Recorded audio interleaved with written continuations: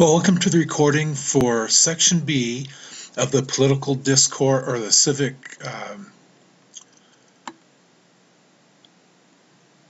Action and Political Discourse Unit. So again, this is Section B. Section A has already been recorded. So you can see that Section B, which you'll do the end of this week, in week 7, you'll watch the recording, do the Class Connect write-up, then you have a couple of activities to do, things to watch, and finally you have the quiz for this unit. So I'm going to go ahead and slide down to Section B, Political Discourse in America. So here we are at Section B. And we talk about political discourse. Discourse, as you can see right here, it talks about discourse comes from the Latin word discursus, which means running to and from. Of course, it's not about running, but discourse is written or spoken, communication or debate, but it is also a means to consider or examine, so a way to consider or examine things. And the thing about discourse is deeply felt. So people, when they have discourse about something, it's deeply felt. It's just not a surface discussion. So it's not just simply examining a subject. It is a deep felt, in-depth consideration of the topic. So that's what political discourse is. So that's what this section is going to be about, Section B. So I'm going to go to the Class Connect write-up, and let's see what the questions are. Give a definition of discourse as it relates to politics and government. So I just gave you the definition of what discourse is, but you need to put that in terms of politics. So of course it'd be communications or debate on a political or governmental topic. And the thing about discourse is that early Americans, the colonists, when they came over, they believed in lots of discourse because at that time we weren't an established country, so there weren't regular elections and things like that. Our founding fathers had a lot of discourse, a lot of discussion, a lot of examination to figure out how our government should be set up.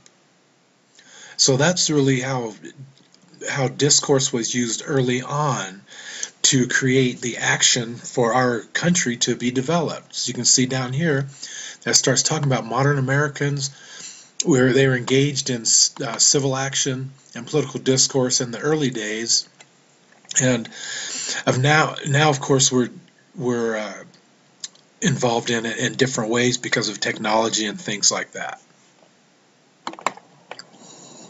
Okay, in this section, in Section B, we're going to look at how discussion and proposed alternative resolutions change or solidify positions, examine the impact of U.S. political philosophies, analyze deliberation and debate in America, evaluate American principles about politics, personal freedoms, etc., and define the relationship between personal freedoms and civil discourse. Here's a little warm-up. In this one, what they have you do is they have you go examine some blogs and look at how that is expanding political discourse and discussion. And of course, that's what technology really does for us, doesn't it? I mean, just think about Facebook. On Facebook, you could have some political discourse with someone, carrying on a regular conversation. So technology over the last 10 years has really changed how people are able to share what they think. So if I go to the Class Connect write-up, I think I have a question about this. Page 3, examine the e-Talking Head website and answer what types of blogs do you find? Are they factual or opinionated? So just like this says, you're going to go to the e-Talking Head website, and these are the two questions you're going to answer. And you'll see different categories of blogs and things like that, but you're going to answer what types of blogs do you find? Are they factual or opinionated? Okay, moving on to page 4.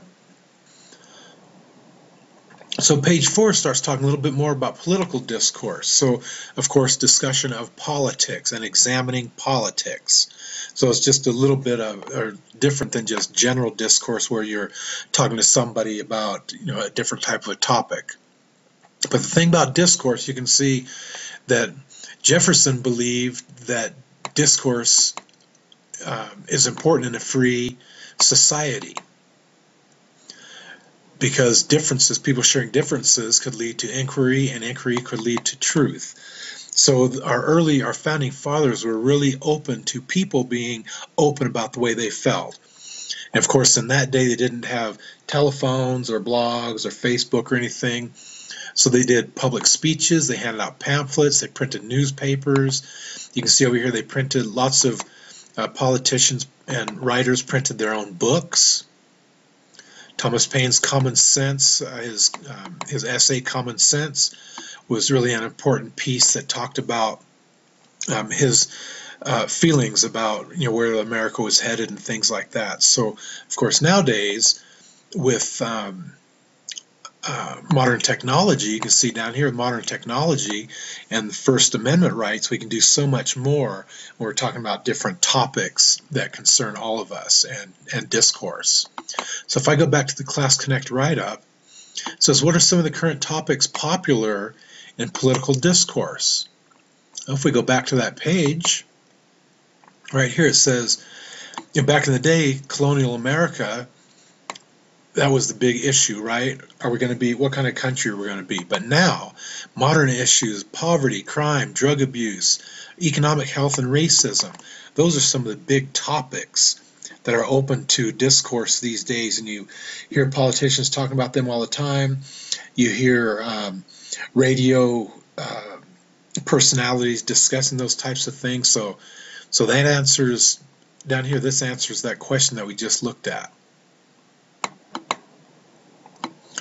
And you can see down here the purpose of political discourse: to clarify public opinion, facilitate the public's ability to reach their best judgment, increase citizen participation, present opportunities for people to be informed and to form their own opinion. So this is almost like when our presidents had, or the men running for president, Romney and Obama, had debates, right? That's political discourse. And we were able to watch those debates and create our own judgments about who we might want to vote for. Okay, moving on to page 5. Now we're going to start talking about the First Amendment, because doesn't that play into political discourse? You can't really have discourse if you don't have freedom of speech, can you? So if I go back to the write-up, it says, give some examples of topics not protected under the right to free speech. So as we look at this, it starts talking all about free speech and the different things that you can do, cannot do, and things like that. And even such topics as racism, I mean, those are permitted. I mean, I could stand on a corner and talk about African American people, or talking about Hispanic American people, or Vietnamese people. I could talk about them standing on the street corner and nothing can be done about it, because that's my right as an American. But there are some things that the First Amendment cannot protect. It cannot protect those that interfere with the rights of another, and those things that interfere with the rights of another are slander or libel. And you can look at what slander and libel mean: communicating false statements. So slander and libel against the law, threat against the law. I can on a street corner and if somebody walks past me and say, I'm going to shoot you, that's not free speech, that's against the law. So really these are the two types of things, or three types of things that you cannot do under First Amendment. But I can even kiss on a street corner and disagree with the president as much as I want. I can yell to the top of my lungs unless I bother people around me. But I can do that as much as I want, but I can't say that I'm going to kill the president, because that is not protected under free speech. Then as we move down, you can see that back in 1902, Benjamin Gitlow, he was arrested because he encouraged anarchy and overthrow the government. And this was an early test of the First Amendment. And he was a socialist. Of course, that isn't him, but this is kind of a model of it. And the court upheld his conviction, meaning the court agreed with his conviction, because saying at that time that the government could suppress or punish speech that is against that it is talking about the overthrow of the government. So you can see that there are some issues with that. Then finally, there are other things. There are other acts, sedition, which is against the law, conflict of national interest, things like that. The Smith Act of 1940 made it illegal to participate, organize, or inspire government out to disrupt or overthrow the government. Or you can't get together and say we're going to overthrow the government, create an army, and things like that. Now, some of the other things that we had, the restrictions, slander, libel, hate speech, threats, and discussing to overthrow the government. Those are the things you cannot do. Okay, moving on to page 6. Let's look at the write-up. So we covered what was on page 5 right here. Good. Page 6 I have nothing. Then we get to page 7. And this just talks about being a socialist. And this is what Benjamin Gitlow was talking about, the truth about American communism. So you can listen to this because it would be really good for you to think about what people were saying about socialism and becoming a socialist society back in the day, back in the early 1900s. History Blitz, a little game, so play that, see what you know. Now, page 8. Political discourse and music. So political discourse isn't all about just people talking about things or arguing about things. I mean, there are lots of songs out there, older songs and even the songs that you guys listen to, the rappers and whatever, different things like that talk about political issues or issues that affect many, many Americans. So if you look at this, you can see that you've probably heard the song, you say you want a revolution, well, so that's a Beatles song. So you can go find the revolution, the song, and listen to it. So this is talking about the Beatles talking about, hey, let's have a revolution. And of course it says, but when you talk about destruction, don't you know you can count me out? So of course they're saying we can have a revolution and change the world, but we cannot be destructive about it. How cool is that? So this is a discussion entry, but of course we don't do the discussion, so I've put this into the Class Connect write-up. So what I'd like you to do, this says, post the musician, song title, and lyrics of 3 songs that you think are good examples. But what I've done in the write-up is I want you to list 2 songs that are examples of political discourse and explain why you feel that way. What point are they trying to make? So you could choose older songs, or you could choose the newer songs that you guys listen to.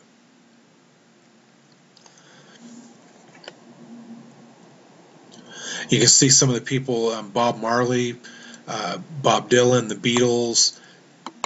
Lots of people, certainly in the 60s and 70s, were really into songs like that. Page 9. Let's go back to the Class Connect write-up. So this goes to 11. Okay. So I look at pages 9 and 10. And page 9, modern forms for interactive political discourse. Of course, this talks all about technology, doesn't it? I mean, back in the day, you had writers like Thomas Paine, Henry David Thoreau, Mark Twain, who printed their political discourse. Mark Twain ran a couple of newspapers. Thoreau and Paine wrote books and things like that. But these days there are many, many different ways. We already talked about blogging and websites a little bit about. But the internet, cell phones, texting or Twitter. Twitter is a great way to have political discourse. So you can follow the Twitter feeds of people like Rush Limbaugh, who's pictured right here, who is a real conservative radio host. You can look at Bill O'Reilly and follow his Twitter feeds. Al Franken, who used to be on Saturday Night Live, and he is a senator from Minnesota now. So you can follow all these people who have political beliefs. So talk radio, that really started in the 50s, talk radio did, but it still goes today, and a lot of people listen to talk. They have TV shows, so they show on the TV the people sitting in their studio doing their talk radio. So that's kind of silly, isn't it? But some of the other types of technology for political discourse, of course, the talk shows on television and radio, the videos and thousands of websites where people express their own opinion. With YouTube these days, of course, you can do your own videos about your beliefs, and you can post those and people can see them. So Facebook, YouTube, Twitter, all those types of things, or creating your own web page or blogs, is using technology for political discourse. Now, political ideology. Ideology, that is essentially what that term means, is your beliefs. So when you talk about discourse, we need to think about, well, what do people believe in? And what you do is you can watch this video, what this avatar talks about, and I'm going to go ahead and pull this up. And what it talks about is that the person's ideology, meaning all the things they believe in, it's a spectrum. It goes from one end to the other. Some people have a really broad spectrum of what they believe in, like I think I do. I'm really liberal on some things and very conservative on others. So I go from one end to the other. Some people are very, very conservative, so their spectrum, meaning the range of their ideas, are very narrow. So ideology, a person's political ideology or what they believe in, is usually a spectrum or a continuum. So talk to your parents or think about your parents, and are they real liberal? Are they super, super liberal or super, super conservative? Then that means that their spectrum is very small, very narrow. Are they liberal on some things, conservative on others? Then that means their spectrum is wider. So you can think about those types of things and think about it for yourself too. Okay, page 11, I think I have a write-up question about page 11, so let's see here. Page 11, give a brief overview of the differences between liberals and conservatives. And I think you may have done part of this in another assignment, and hopefully you know about conservatives and liberals, left and right. So liberals, you can see at the top, liberals are considered people to the left of center. Conservatives are considered people to the right of center. In the recent election, Obama being a Democrat, he's a liberal, he's to the left of center. Conservatives are to the right of center, and Mitt Romney is a conservative. Republicans are conservative, Democrats are liberals. But read through here, and particularly down here in these two sections, look at the differences between liberals and conservatives, and that's going to give you the answer to that. And then you'll also hear about some people who they say, well, he's on the fence. That means he's not left or right, that he's kind of a moderate, right, in between. So people who are moderates, they have a wide range, like we talked about before, their spectrum, because they're to the left on some things, to the right on other things. So it's all about political parties. And you also see down here there are more things about liberals, and this is probably more information down here about liberals and conservatives you can read about. Okay, page 12. Let's go look at the Class Connect write-up here. So give a brief description, we did that. And then finally, questions 9 and 10, all one question for 2 points.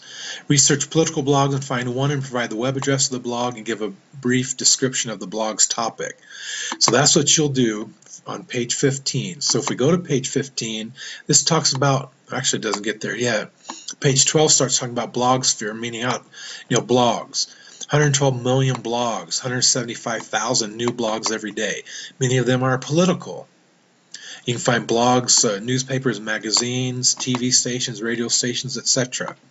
So there are all kinds of blogs out there, political ones and otherwise. During the presidential election, lots of blogs were going strong. And this course was written a couple years ago, so it talks about 2008, but certainly 2012.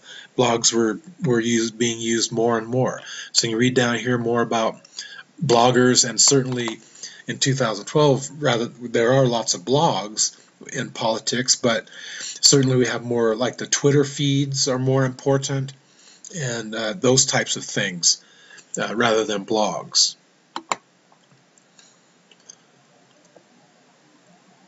The homework quiz, we're not doing those.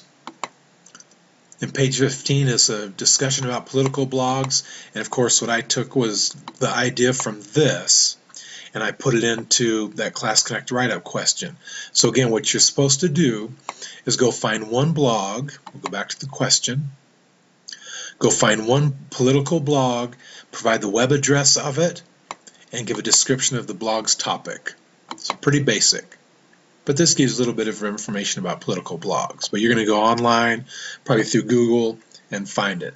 And make sure when you get the URL, the web address, that you don't just do the Google web address of when you searched on it, but go right to the blog. Then you can copy and paste that address.